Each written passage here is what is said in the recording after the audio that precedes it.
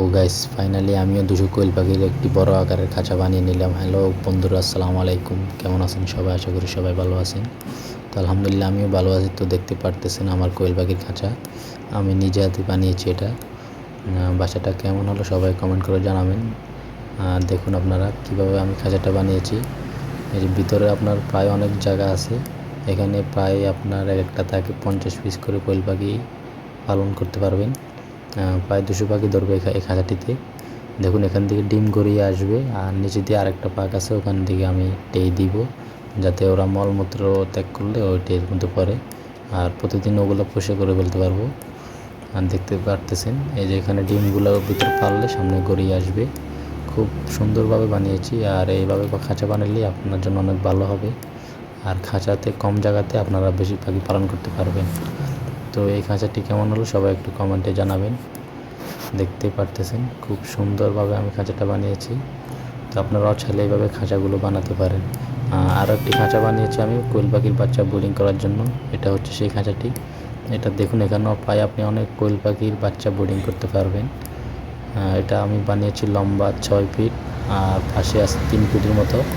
দেখুন আপনারা খুব সুন্দরভাবে এরকম আপনারাও চাইলে কোয়েল পাখির খাঁচা বানাতে পারেন। আর কোয়েল পাখির বাচ্চা বোর্ডিংয়ের জন্য চাইলে এভাবে আপনি কম খরচে বাচ্চা বোর্ডিংয়ের জন্য এরকম একটা খাঁচা বানিয়ে পালন করতে পারেন, কোনো সমস্যা নেই। আর কিছুদিন আগে আমি কিছু কোয়েল পাখির বাচ্চা ফুটিয়েছিলাম ছোট ইনকিউবেটরে। তো এই হচ্ছে আমার সেই বাচ্চাগুলো। আমি বাচ্চাগুলো ওই খাঁচাটাতে বোর্ডিং করব। আপাতত আমি একটি কার্টুনের ভিতর বাচ্চাগুলো বোর্ডিং করতেছি আর কি। তো আপনারা চাইলে ওইভাবে বোর্ডিং করতে পারেন, কোনো সমস্যা নেই। আর আলহামদুলিল্লাহ আমার পাখিগুলো এখনও সুস্থ স্বাভাবিক আছে, কোনো সমস্যা নেই। আমি ওদেরকে ওষুধ মেডিসিন দিয়ে রাখতেছি।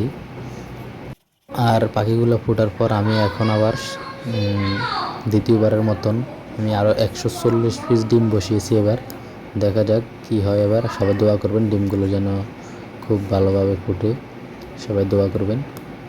দ্বিতীয়বারের মতো আমি 140 পিস ডিম বসাইছিলাম।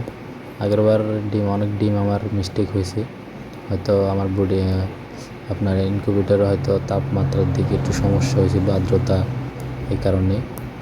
তো এখন আবার আমি 140 পিস ডিম বসেছি। সবাই দোয়া করবেন ডিমগুলো যেন খুব ভালোভাবে ফুটে। আর আপনার কেউ যদি কোয়েল পাখির বাচ্চা নিতে চান তাহলে আমার সাথে যোগাযোগ করবেন, কোনো সমস্যা নেই। বাচ্চা নিতে হলে আমার সাথে 2-4 দিন আগে আপনারা বুকিং করে রাখবেন, তাহলে বাচ্চা পাবেন।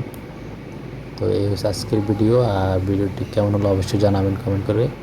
ধন্যবাদ সবাইকে। আসসালামু আলাইকুম। তো গাইস, ভিডিওটি ভালো লাগলে অবশ্যই লাইক করে চ্যানেলটা সাবস্ক্রাইব করে পাশে থাকবে। ধন্যবাদ।